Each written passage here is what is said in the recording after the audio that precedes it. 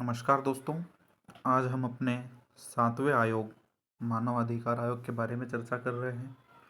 मानव अधिकार आयोग को हम दो भागों में पढ़ेंगे, एक राष्ट्रीय मानव अधिकार आयोग और एक राज्य मानव अधिकार आयोग। ठीक है, तो सबसे पहले हम स्थापना की बात करते हैं। तो मानव अधिकार आयोग की जो स्थापना है वह ह्यूमन राइट कमीशन एक्ट 1993 के तहत की गई।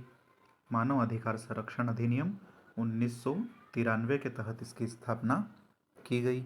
संरचना की अगर हम बात करें तो 1+5 इसकी संरचना होती है, मतलब एक अध्यक्ष और 5 सदस्य इसके होते हैं। ठीक है, एक अध्यक्ष और अधिकतम 5 सदस्य। अगर हम पदेन सदस्यों की बात करें तो 7 पदेन सदस्य होते हैं। पदेन सदस्य का अर्थ होता है कि पद पर रहने के कारण वह सदस्य होता है। ठीक है, जैसे अनुसूचित जाति आयोग का अध्यक्ष, जनजाति आयोग का अध्यक्ष, ओबीसी आयोग के अध्यक्ष, अल्पसंख्यक आयोग के अध्यक्ष, महिला आयोग के अध्यक्ष, बाल अधिकार संरक्षण आयोग के अध्यक्ष और विकलांग अधिकारों के संरक्षण के अध्यक्ष। तो ये 7 ऐसे अध्यक्ष हैं जो अपने पद पर रहने की वजह से यहाँ पर मानव अधिकार आयोग के सदस्य होते हैं। ठीक है, और ये एक प्रकार का विधिक आयोग है। विधिक आयोग क्यों है? क्योंकि इसका निर्माण संविधान में विधि के द्वारा हुआ है, न कि संविधान के किसी अनुच्छेद के तहत हुआ है। ठीक है, संविधान के किसी अनुच्छेद के तहत जिस आयोग का गठन होता है वह संवैधानिक आयोग होता है, और विधि के द्वारा जिसका गठन होता है वह विधिक आयोग होता है। ठीक है, तो यह एक प्रकार का विधिक आयोग है। और जो संवैधानिक आयोग होते हैं वो अपनी रिपोर्ट राष्ट्रपति को देते हैं, और जो विधिक आयोग होते हैं वे अपनी रिपोर्ट केंद्र सरकार को देते हैं। ठीक है, इसके कार्यकाल की अगर हम बात करें तो 3 वर्ष या 70 वर्ष जो भी पहले हो वह इसका कार्यकाल होता है। ठीक है, समिति मतलब इसके सदस्यों की नियुक्त करने के लिए जो समिति होती है उसके कौन कौन सदस्य होते हैं?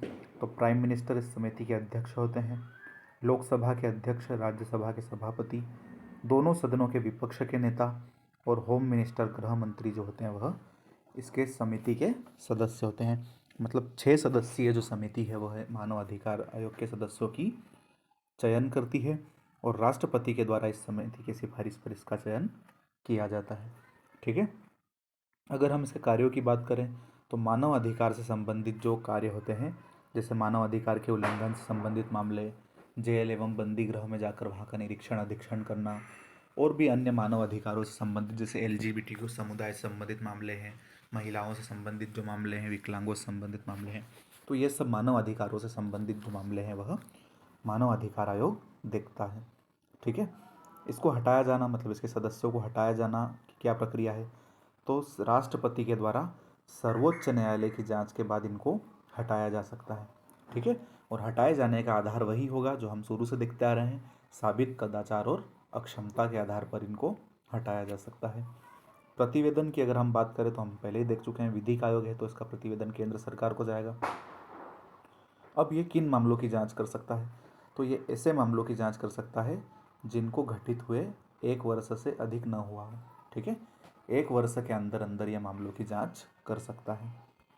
अगर इसकी भूमिका की बात करें तो यह सिविल न्यायालय की भूमिका अपनाता है, मतलब ये किसी भी कार्यालय से दस्तावेजों की मांग कर सकता है, उसको वहाँ पर सबूत पेश करने के लिए बाध्य कर सकता है।